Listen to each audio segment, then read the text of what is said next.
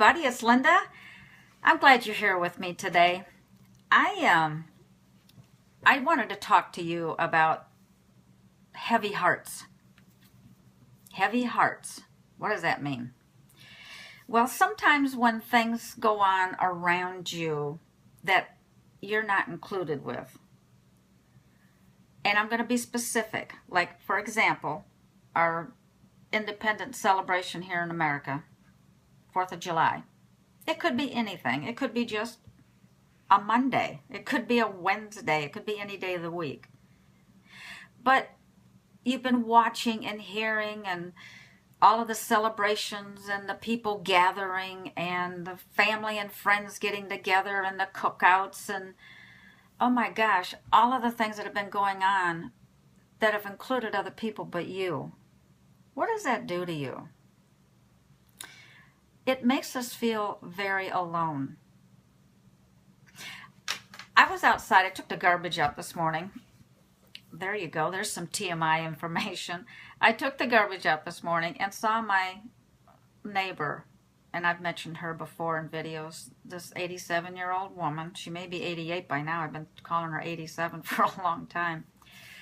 But she was out walking her little dog, who is her world.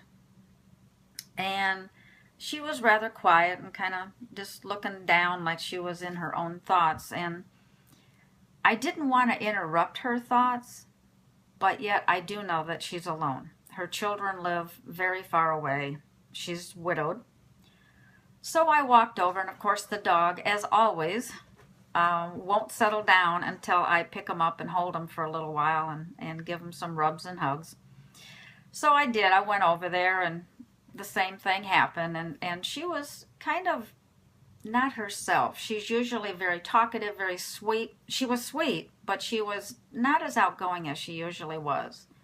And so we kind of got around into the conversation of all of the things going on, and her own nephew lives right next door to her and has ignored her for 40 years.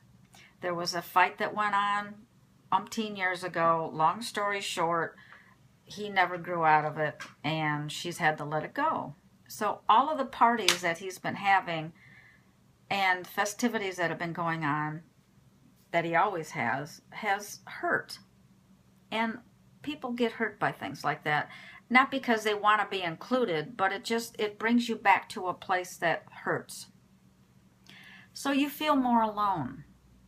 So what did I tell her?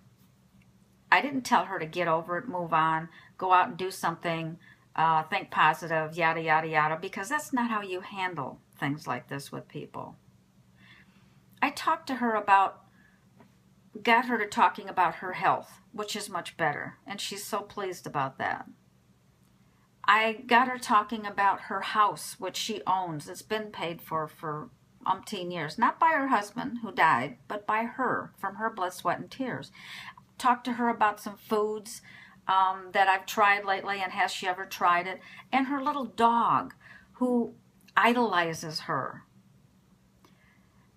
And people do care. I do. I live next door to her. I don't even know her last name, but I care about her. Long story short, it wasn't anything that I said to make her feel better about herself. I only guided her to think about the good things that are going on in her life. And it was all her.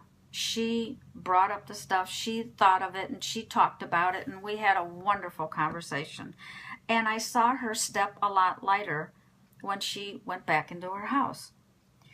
This is what people need. You don't need to buy them lavish gifts. You don't need to tell them to think positive and go get busy doing something.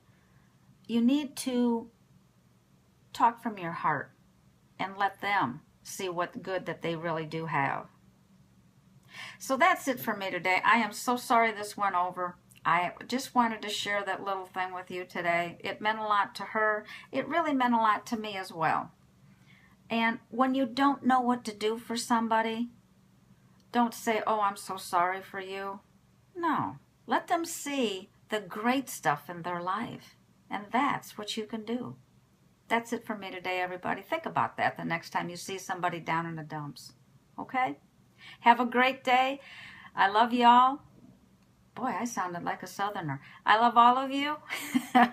And I will see you all tomorrow. Bye-bye.